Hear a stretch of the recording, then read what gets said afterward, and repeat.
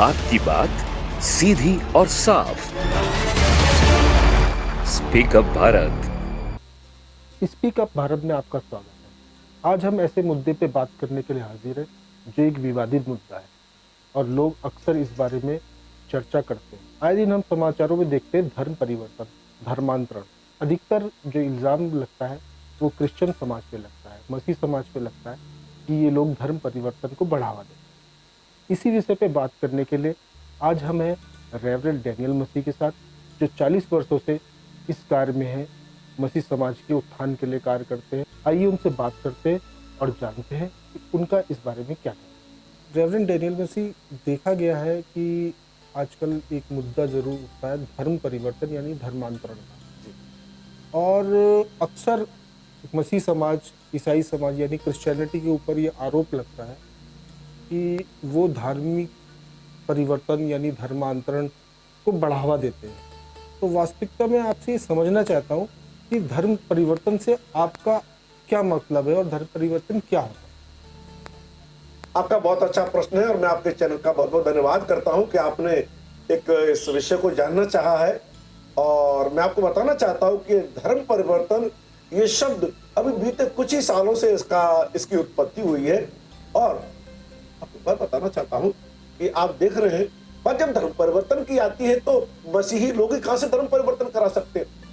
और इस बात का यदि आध्यात्मिक दृष्टिकोण से आपको जवाब दूं तो धर्म का परिवर्तन तो हो ही नहीं सकता। परिवर्तन तो अधर्म का होता है। और बात रही हमारे प्रचार प्रसार करने की, यह हमारा हक है आध्यात्मिक रूप से। प्रभु यीशु मसीह ने कहा तुम जाओ सारी सृष्टि में जाकर सुसमाचार प्रचार करो, और हमारे देश का संविधान भी हमें इस बात की इजाजत देता है कि जाकर तुम प्रचार करो। लेकिन क्या है, हमारे समाज में चंद कट्टरपंथी लोग जो धर्म को धार्मिक दृष्टि से न लेकर धर्म का उन्होंने जब राजनीतिकरण कर दिया है, तो वो लोग नहीं चाहते कि लोग यीशु मसीह पर विश्वास करें। और फिर आप जानते हैं कि जब हमारे यहाँ कोई धर्म परिवर्तन करना चाहता है तो हमारे एक संविधान का एक प्रोसीजर है, कोर्ट में जाना पड़ता है, उसकी एक प्रक्रिया होती है, एक औपचारिकता होती है, उसे पूरी करनी होती है। अभी तक इस तरह का इल्जाम लगाया गया है, कहीं पर कोर्ट में, कहीं कचहरी में, ये आज तक प्रमाणित नहीं हुआ कि हाँ इस व्यक्ति ने धर्म परिवर्तन जबरदस्ती से, लालच देकर या किसी दबाव से किया गया। और दूसरी चीज आपको बताना चाहता हूं कि यदि हमारे मसीह समाज का धर्म परिवर्तन कराना उद्देश्य होता तो जब से हमारा देश स्थापित हुआ, जब से हमारा देश आजाद हुआ है, तब से हमारे देश की आजादी कहना चाहिए, जो हमारे जो मसीह समाज की जो आबादी है कम से कम 70-80% हो जानी चाहिए थी। धर्म परिवर्तन का इल्जाम लगाया जाता, उसके बावजूद भी 2 पॉइंट कुछ लगभग हमारे देश की आबादी आज तक हमारी हम माइनॉरिटी में गिने जाते। अगर हम धर्म परिवर्तन कराने वाले होते तो हमारी एक 2 पॉइंट कुछ समथिंग आबादी नहीं होती, एक बहुत बड़ी आबादी होती। तो ये केवल इल्जाम है और आज तक कोई सिद्ध नहीं कर सका। मुझे लगभग 40 वर्ष हो रहे कार्य करते हुए मैंने एक व्यक्ति का धर्म परिवर्तन नहीं कराया है। दरअसल क्या है ना, प्रभु यीशु मसीह का जीवन चरित्र, प्रभु यीशु मसीह की शिक्षा है, प्रभु यीशु मसीह के आज्ञाएं ऐसी है, जब लोग उनसे सुनते हैं और उनसे प्रभावित होते हैं तो उनका मन परिवर्तन में स्वयं ही होता है। कुछ नहीं करते। मन परिवर्तन से आपका क्या संबंध? बहुत अच्छा आपने प्रश्न किया। मन परिवर्तन की बात आती है, आप अपने जीवन को याद करिए। जीवन में कई बार आपने कई फैसले लिए, लेकिन वक्त के साथ आपने बदल ली। चलिए मैं इसका जवाब कुछ थोड़ा सा राजनीतिक दायरे से दिए देता हूं। आपको पता है कि हमारे देश में बीते समय में कुछ पार्टी देश में उनका एक पहचान रही, और बहुत से ऐसे जो उसके जो नेता थे, मैं यही स्पष्ट कहूंगा, उसमें कोई दिक्कत नहीं है कि बहुत से ऐसे नेता थे जिन्होंने देश में एक मुकाम हासिल किया, लेकिन हमें नहीं पता उन पार्टियों में, उन दलों में क्या कमियां आ गई, क्या वजह रही। लेकिन उन नेताओं ने कुछ समय बाद एक पार्टी छोड़कर दूसरी पार्टी ज्वाइन कर, वो हमारा क्षेत्र नहीं, हमें नहीं पता क्या वजह रही। लेकिन उसका मतलब ये नहीं कि पहली बार ये पार्टी बेकार हो गई, उनका वजूद खत्म हो गया। उन्होंने दल बदल लिया, उन्होंने मन बदल लिया, उन्होंने पार्टी बदल ली। कोई अपराध हुआ, किसी समाज ने उसके विरुद्ध आवाज उठाई? कुछ नहीं। आज भी ऐसा होता है, लोग पार्टी बदल लेते हैं। पहले आप कुर्ता पजामा पहनते थे, आपने जींस पहनना शुरू कर दिया। पहले आप क्लीन शेव रहना शुरू करते थे, आपने शेवे रखना शुरू कर दिया। आपने परिवर्तन कर लिया, ये आपका हक है, ये आपका अधिकार है। ऐसे ही आध्यात्मिक सोच, आध्यात्मिक विचार व्यक्ति अगर बदलने का अगर वो बदलना चाहे बदल सकता है। इसको लेकर किसी समाज को और किसी सरकार के पेट में दर्द नहीं होना चाहिए। क्यों होता है ऐसा? हमसे सीधी बात करें, हम इसका जवाब देने के लिए तैयार है। व्यक्ति को स्वतंत्रता, व्यक्ति को आजादी इस बात की वो परिवर्तन कर सकता है। देखिए, हम किसी धर्म के विरोध में नहीं, हम किसी धर्म का अपमान नहीं करते, है ना। और कोई व्यक्ति इस धार्मिक विचारधारा से यदि किसी दूसरी विचारधारा में चला जाता है तो उस धर्म की मान्यता समाप्त नहीं हो जाती, उसके चखने वालों की गिनती कम नहीं हो जाती, उसके अनुयायियों को कोई फर्क नहीं पड़ता। हमारे ऐसे बहुत से लोग चले जाते चर्च से, कई लोग पुराने विश्वास, पुरानी विचारधारा में चले जाते, हमें से कोई आपत्ति नहीं। आपने देखा होगा मथुरा के अंदर, अगर आप देखिए, बाहर से लोग, जो अंग्रेजी लोग आते हैं, अमेरिकन से लोग आते हैं, हरे रामा हरे कृष्णा का वो सब कुछ कर रहे हैं, हमें कोई आपत्ति नहीं है, वो स्वतंत्र है। हमारे देशवासियों को इस पर भी तो आपत्ति होनी चाहिए, वो ऐसा कर रहे हैं। तो क्या जो वो लोग आते हैं और हरे राम हरे कृष्ण दूसरे धर्म में आस्था व्यक्त करते हैं, तो क्या उनका भी मन परिवर्तन हो? पक्का, बिल्कुल, उनका मन परिवर्तन हुआ। हो सकता है उन्हें ईसाई समाज में कोई बात अच्छी नहीं लगी, लेकिन हमारे ईसाई समाज को इस बात से कोई आपत्ति नहीं कि हमारे यहाँ से बात क्यों चले गए, स्वतंत्र है। देखिए, एक बात बताएं, जब बात मन की आती है, मैं ईश्वर को चैलेंज नहीं कर रहा।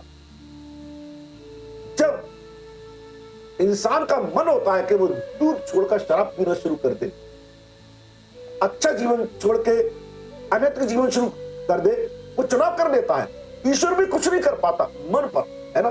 तो जब हमारे मन पर ईश्वर कुछ नहीं कर पाता, तो कोई भी व्यक्ति यदि उसके मन के विरुद्ध, अगर एक बात है, आपके मन के हिसाब से मैं चलूंगा नहीं, आपके पास एक अपना मन है, मेरे पास मेरा अपना मन है, मैं अपने हिसाब से चलूंगा। मैं ही नहीं, सबके पास अपना अपना मन है, और मन पर किसी का जोर नहीं चलता, है ना। एक मिनट, आप पता, कई बार हमारे बेटा और बेटी शादी को लेकर निर्णय कर लेते हैं, फैसला कर लेते हैं। क्या करते हैं आप? पुराना दौर गुजर गया, आज आपको उसके मन के हिसाब से उसका ब्याह शादी करनी पड़ेगी। करते, आप भी करते, मैं भी करता हूं, सब लोग कर रहे हैं, है ना। आप ये नहीं कर सकते, नहीं मेरे मन के हिसाब से करना पड़ेगा। एक बात सवाल और पूछना चाहूंगा, आए दिनों ये न्यूज मिलती है कि चर्च में हमला हो गया, तोड़फोड़ हो गई, धर्म परिवर्तन के विरोध में लोगों ने वहां पे हंगामा करा, तो इसको आप किस तरह से देखते हैं? मैं इस बात को इस तरह से देखता हूं, ये वो लोग हैं जिनको अपने धर्म पर उनकी आस्था कमजोर है, और हम तो यही कहेंगे, जहां भी आपकी आस्था है आप वहां पर अपना समय इस्तेमाल करिए, अपने भजन कीर्तन करिए, जो भी आपकी पूजा पद्धति उसके हिसाब से आप करिए। और अगर वो ये सोचते हैं कि चर्च में तोड़फोड़ करने से मसीहियत, मसीह का प्रचार और मसीह खत्म हो जाएगा, यदि आप इतिहास उठाकर देखें, बहुत से ऐसे लोग हुए जिन्होंने मसीहियत का विरोध जबरदस्त किया, लाखों लोगों को मारा गया, धार्मिक स्थल तोड़े गए, लेकिन 1% भी इससे कोई फर्क नहीं पड़ा है। चर्च तोड़ देने से जो मसीहियत की जो मानसिकता है, मसीहियत की जो सत्यता है, मसीहियत का जो कार्य है, उसमें कोई फर्क नहीं पड़ेगा। आप चर्च तोड़ते तोड़ते तोड़ते आप थक जाएंगे, लेकिन प्रभु का कार्य नहीं रुकेगा। वो अपना समय खराब कर रहे हैं ऐसा करके। पता नहीं वो लोग ऐसा क्यों करते हैं, क्या उनका धर्म ऐसी इजाजत देता है कि वो दूसरे धर्म का विरोध करें? जब हमारे चर्च पर तोड़फोड़ होती है, आपने देखा होगा, 2 लोग आते हैं, 200 लोगों को पीट कर चले जाते हैं। दुनिया के हिसाब से आप कैलकुलेशन करके देखिए, क्या 2 लोग 200 लोगों को मार सकते हैं? नहीं। उन 200 लोगों को हम सिखाते हैं दया, क्षमा, प्रेम, सहनशीलता, हिंसा नहीं करनी। यदि हम उनको ऐसी शिक्षा देने लगे, इसके विपरीत देने लगे, तो उन 2 लोगों का तो हर बुरा हो जाएगा। लेकिन वही चीज आपने आज तक कहीं भी नहीं सुना होगा कि उन 2 लोगों को, जो चर्च में प्रार्थना करने वाले लोग थे, उनको डंडे मारे, उन गाली का जवाब गाली से दिया या कुछ भी किया नहीं। क्यों उन्होंने सहन किया, बर्दाश्त किया? तो हमारी शिक्षा यही है। हमारे प्रभु ने भी, प्रभु यीशु मसीह को भी लोगों पर इल्जाम लगाए, लेकिन प्रभु यीशु मसीह ने उनके विरुद्ध कुछ भी कार्य नहीं किया। मतलब ये नहीं थी कि यीशु मसीह कमजोर थे, मतलब ये नहीं कि यीशु मसीह डरपोक थे। और मैं इस बात के साथ फिर जोड़ना चाहता हूं, मतलब ये नहीं कि हमारी मसीहत कमजोर है, यही हमारी ताकत, हमारी सहनशीलता ही हमारी ताकत है। इसीलिए बढ़ते, हमारा विश्वास बढ़ता है। अच्छा, अब लास्ट में एक क्वेश्चन मैं आपसे थोड़ा राजनीतिक पूछना चाहूँगा जरूर जरूर जी। कि जैसे आजकल चुनाव का माहौल है, 5 राज्यों में चुनाव है और देखा गया कि घूम फिर के मुद्दा धर्म जाति पे आके रुक जाता है, उसके हिसाब से वोटिंग होती है। तो आपका इस बारे में क्या कहना है? मेरा एक व्यक्तिगत राय है। देखिए, यूं तो हर व्यक्ति अपने हिसाब से वोट करेगा। फिर वो जो भी हम चर्चा कर रहे थे, सबका अपना अपना मन है, कोई किसी को वोट देगा, कोई किसी को वोट देगा। अब जब चुनाव की आती है, बस सरकार की आती है कि कोई धार्मिक मैटर नहीं है। दुख की बात है कि आज जाति के नाम पर, धर्म के नाम पर वोट किया जाता है। मेरी तमाम मतदाताओं से अपील है, नम्र निवेदन है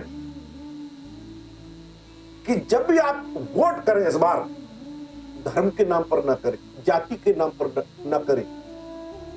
आप ऐसे व्यक्ति को वोट दें जो देश में विकास की बात करता हो, एकता की बात करता हो, उन्नति की बात करता हो। हमारे देश में अनेकों समस्या हैं। एजुकेशन की समस्या है, हॉस्पिटल नहीं है हमारे यहां, बहुत सी चीजें ऐसी, बेरोजगारी बहुत फैली हुई। इनकी जरूरत है। ये इंसान को कार्य करने हैं या कि ईश्वर ने कोई करेगा इनको, है ना? ये धर्म का काम नहीं है। तो आप ऐसे कैंडिडेट को, ऐसी सरकार को इस बार लेकर आए जो सब कुछ सबके लिए हो, किसी एक जाति धर्म के लिए ना हो। मैं भी वोट दूंगा, मुझे भी हक है ना? अब एक बात बताइए, कोई मुझे यह बताएगा कि नहीं उसको वोट दीजिए, उसको मत दीजिए। नहीं, मैं जिसे चाहूंगा वोट दूंगा। ऐसे ही मैं थोड़ा सा पीछे जा रहा हूं। मेरी जो आध्यात्मिक आस्था है, मैं किसको दूं और वोट किसको दूं, ये मेरा मन डिसाइड करेगा। आप जबरदस्ती करेंगे तो ये तो अनैतिकता हो जाएगी। ना तो वोट के लिए किसी सरकार का अधिकार है और आध्यात्मिक आस्था में किसको दूं, इसके लिए भी किसी को अधिकार नहीं, कि मेरा मन डिसाइड करेगा। और मैं इस बात को घमंड की दृष्टि से नहीं कह रहा, ये बात आप पर भी लागू, आप किसे चाहते। बहुत बहुत धन्यवाद आपका बात करने के लिए। अच्छा लगा और मैं यही कहना चाहता हूं, इस बार सब लोग वोट करें, सब लोग वोट करें। कई बार कुछ लोग ऐसे हैं वोट करने ही नहीं जाते, है ना? इससे क्या होता है, कई बार किसी गलत व्यक्ति को मौका मिल जाता है। आप अपने मत का, सब लोग, अक्सर सुनने में आता है 60%, 65% वोट हुआ। मैं पूरी जनता से यही अपील करूंगा, इस बार 100% वोटिंग करें। सब लोग वोट करने, अपने घरों में न बैठे। हमारी सरकार दिन की छुट्टी रखती है, सब लोग वोट करने जाएं और मैं भी वोट करूंगा। अभी आपने विचार जाने रेवरेंड डैनियल मसीह के धर्म परिवर्तन के बारे में। उनका क्या कहना है आपने सुना। आप उनसे कितना सहमत है, या आपको कोई व्यक्तिगत राय लेनी है या कुछ कमेंट करना है, तो कमेंट बॉक्स में जाके कमेंट कीजिए। हम आपके सवाल उन तक ज़रूर पहुंचाएंगे। साथ ही यदि आप हमारे चैनल में नए हैं तो हमें सब्सक्राइब कीजिए, बेल आइकॉन को प्रेस कीजिए, ताकि आने वाली वीडियो की नोटिफिकेशन आपको मिलती रहे। अगले वीडियो में किसी नई शख्सियत के साथ, किसी नए मेहमान के साथ, किसी नए मुद्दे के साथ फिर होगी आपसे मुलाकात। बने रहिए स्पीक अप भारत के साथ।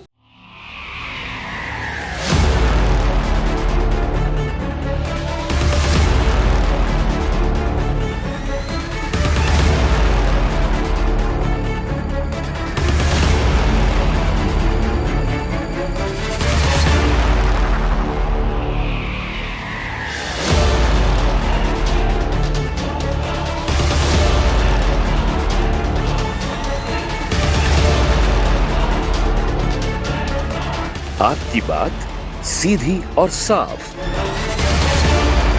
Speak up Bharat.